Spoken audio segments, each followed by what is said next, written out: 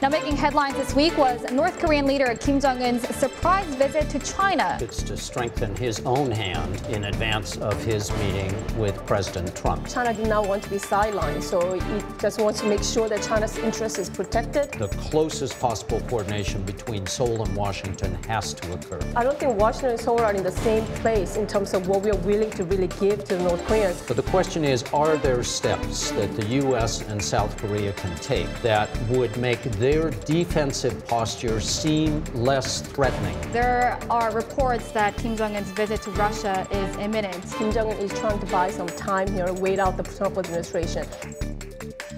From the Voice of America, this is Washington Talk. Hello, and thanks for joining us in this week's edition of Washington Talk. I'm Connie Kim, filling in for Eun-Jung Cho. Now, making headlines this week was North Korean leader Kim Jong-un's surprise visit to China ahead of his back-to-back summits with the presidents of South Korea and the United States. Months of icy relations between Pyongyang and Beijing appear to have suddenly thawed with the summit.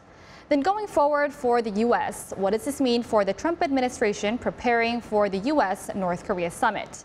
We first give you a recap of Kim Jong-un's secret trip and how Washington responded.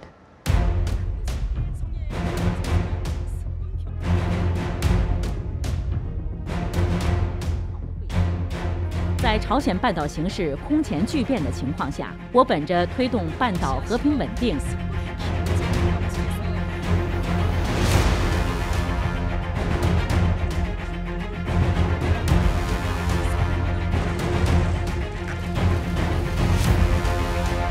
Positive sign that the maximum pressure campaign is continuing to work, and we're going to continue moving forward in this process.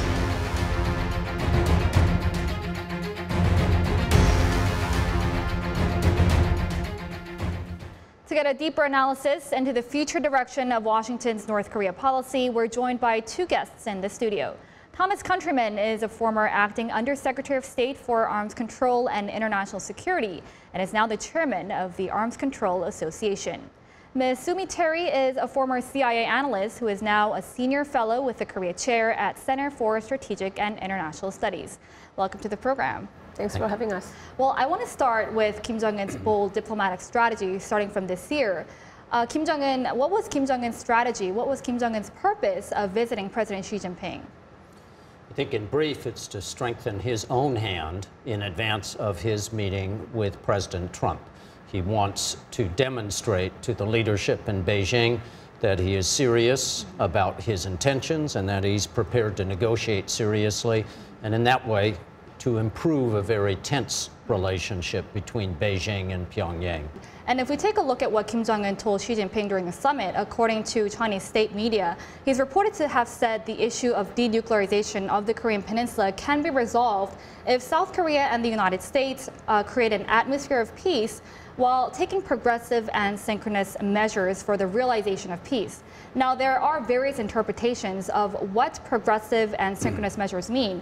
What are your takes on this? I think one of the key long-term goals of the North Korean regime for many decades has been to drive a wedge, to disrupt, even to end the alliance between the United States and South Korea, which Pyongyang sees both as a threat to its own regime and also sees as something that prevents unification under Pyongyang's control of the two Koreas. That is not going to happen, either in the short run or in the long run. So the question is, are there steps that the U.S. and South Korea can take that would make their defensive posture seem less threatening to the North?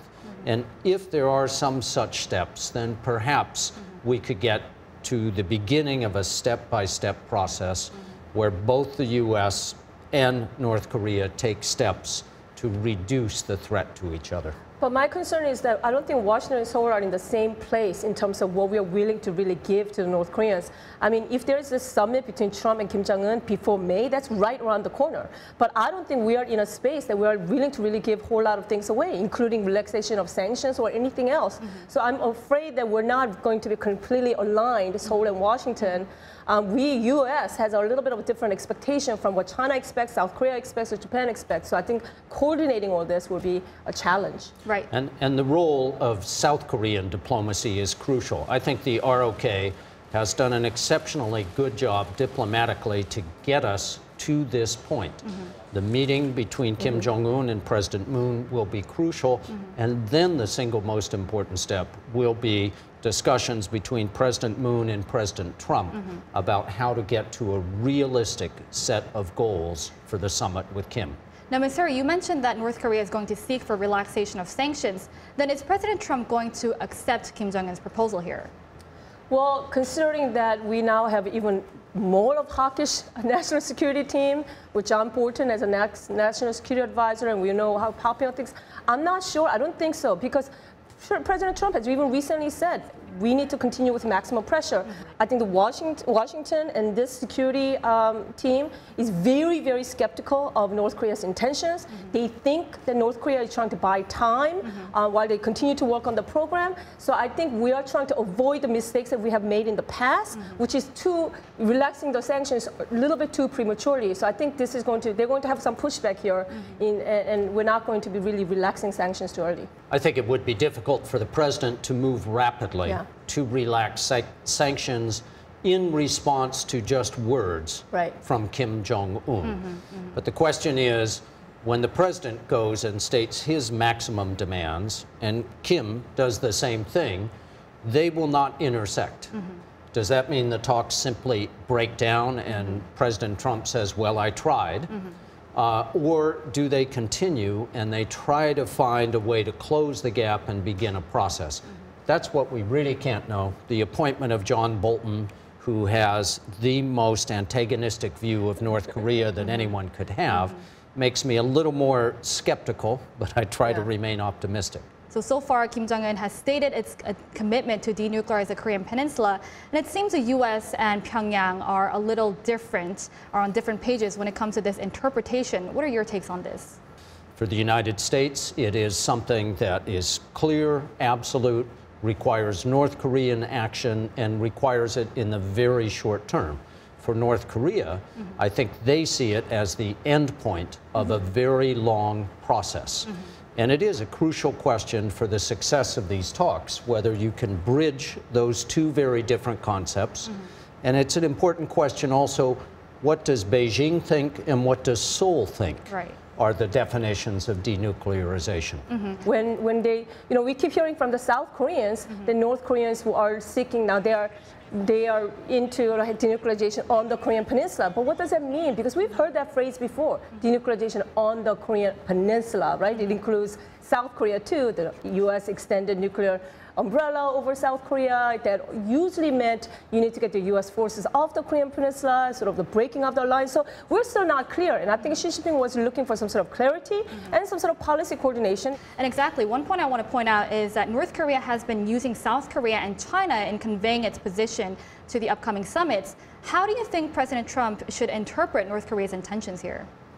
I think he needs to hear directly from the leadership in Seoul and in Beijing as to what they've been hearing from the North Koreans. That's crucial. And the other essential part is to coordinate very closely with South Korea. The Republic of Korea is not a bystander. They are in the very center of this process, and it is their security that is affected by these negotiations more than anyone else's. So the closest possible coordination between Seoul and Washington has to occur. And before we move on, there are reports that Kim Jong-un's visit to Russia is imminent. What do you think Kim Jong-un's purpose on this trip to Russia is going to be here? I think you mentioned this earlier. North Korea is always trying to put a wedge between different parties. Let's get everybody involved and break up this international coalition against the Kim regime. There's a lot of pressure, so why not meet with the Russians? I think North Koreans are also going to meet with Abe, and they're going to probably dangle that abduction deal to the Japanese as well. So this kind of fits with Kim Jong-un's plan of now he's on this peace offensive phase, tactical shift. So yeah, sure, I can see that. North Korea certainly would want to talk to Russia for all of the reasons that Dr. Terry just mentioned. I would add that Russia is not as important in the equation as China is, but Russia, as we have seen throughout the world, can be disruptive. Yes. And Russia will be looking to advance its own interests more than it will look to advance the success of the summit meeting. 100% agree with this. And they love to play a spoiler role. So. Exactly. And is Kim Jong-un trying to drag out the whole process of denuclearization talks by getting China and Russia involved in this whole framework? Yeah, no, absolutely. I personally think Kim Jong-un is trying to buy some time here, wait out the Trump administration. So again, I think the timeline is going to be mismatched here. He's looking for a long negotiation process, but we, the United States, is looking for a more of a quick fix, trying to get a lot done within this Trump-Kim Jong-un summit. And it seems that the Chinese government is pushing for the resumption of the stalled six-party denuclearization talks. How do you think President Trump is going to respond to Beijing's push? The initial meeting between Trump and Kim Jong-un is, of course, bilateral. I think that South Korea hopes that at some point it may become trilateral to include the South as well. I'm certain that Mr. Trump would like to keep it as strictly bilateral. But if we are going to get to a successful long-term process to reduce tensions, it has to be eventually six-party talks again. Keep in mind that within the six-party talks in the past, one important aspect of that was that it provided a channel for the U.S. and North Korea to meet bilaterally under the framework of the six-party talks. All right, we'll leave it here for now and move on to the next topic. We now take a closer look at China and North Korea relations. While the relationship between the two nations has plummeted to unprecedented lows in recent years, the recent summit between the North Korean and Chinese leaders reaffirms the importance of their long-standing relationship. President Xi Jinping treated Kim Jong-un to a lavish welcome. Can their alliance go deeper?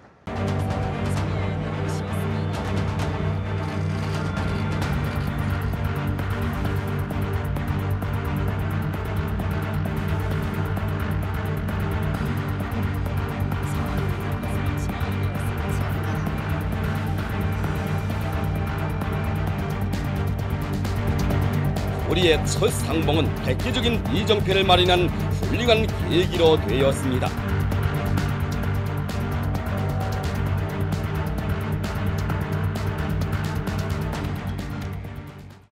So as we've just seen, President Xi has lavishly treated President Trump during their meeting. We've seen extensive motorcade. We've seen President Xi hosting a banquet and a luncheon to Kim Jong-un. Why has President Xi flattered Kim Jong-un so lavishly? Because it works. The Chinese have figured out that if you're dealing with a leader who believes himself to be the most brilliant man in the world, whether it's Donald Trump or Kim Jong-un, if you appeal to his vanity with such lavish treatment, it helps you accomplish your goals. It's that simple. What do you think Xi's motivation was here? Oh, well, right now, I think China did not want to be sidelined, so it just wants to make sure that China's interest is protected. Xi Jinping was looking to make sure that Kim Jong-un understands that China's interest needs to be considered here. I think this was a big coup for Kim Jong-un. Now he looks like a normal leader, a normal country, standing there with Xi Jinping. He brought his beautiful, attractive wife with high-level officials, the whole delegation. They had all these photo ops. So optics look great for Kim Jong-un. Now you just gave him more legitimacy and normalized him. Right, Ms. Terry, as you just mentioned, China has been marginalized in this whole summit-making process of the two Koreas and the United States. How does this summit between President Xi and Kim Jong-un increase Beijing's leverage over North Korea? Well, China, I think, always did have influence over North Korea. And because right now Kim Jong-un wants to also use China for either for later relaxation of sanctions or as an insurance card in case something goes wrong with Trump's summit. There's both interests here. From Kim Jong-un's perspective and from Xi Jinping's perspective, there was reasons to meet. So it just makes sense from both leaders' perspective. Mr. Countryman, how has Beijing's leverage over North Korea increased? Well, I'm not sure that the leverage has increased. I mean, use two different concepts, influence and leverage. Historically, Beijing has had great influence in North Korea. Under Kim Jong-un, they've had virtually none. But they still have leverage in terms of being the most important trading partner and the most important supplier of energy to North Korea. What the Trump administration has succeeded in doing, in part, is getting China to use some of that leverage and to put real economic pressure on North Korea. That leverage still exists. Kim Jong-un would like to be free of it. Xi would like to maintain the possibility of using that leverage in the future to push North Korea in the right direction. So this summit between President Xi and Kim Jong-un served as a momentum that the two ties could be patched up. Are they going to ride this momentum and repair these relations? I think it really depends on how Kim Jong-un proceeds in the future and what happens with Kim Jong-un and Trump summit and the meeting, what comes out of it. If Kim Jong-un is continuing to be on this peace offensive phase and there's no provocation and looks like he's willing to really shift away from this kind of provocations that he conducted last year, sure. But if he somehow comes back to sort of what we experienced last year, I think then we're going to be back to seeing China trying to exercise the leverage, sanctions and implementation of sanctions and pressure. I think that's right. I expect that President Xi gave sympathy, he gave encouragement to Kim Jong-un. He did not give a blank check. To go do whatever you want, and China will support you. And most importantly, looking forward, how is the repaired relationship between China and North Korea going to affect the upcoming summit between President Trump and Kim Jong-un? I don't think the relationship is repaired yet. And I think there is still grave concern in China about the way North Korea destabilizes the regional security situation. But certainly for Kim Jong-un, to know that he's told his story in Beijing has to give him greater confidence as he goes into his meeting with Mr. Trump. Ms. Terry, how do you assess the upcoming summit between President Trump and Kim based on this summit between President Xi and Kim Jong-un? I think it's really hard to tell exactly how this is going to play out because we have Trump as a wild card. We know I'm sure to prepare for this summit, the whole national security apparatus preparing a big trip summit preparation book, as you know. But will he read it? I mean, what will Trump actually do? I mean, there's a lot of unknowns here.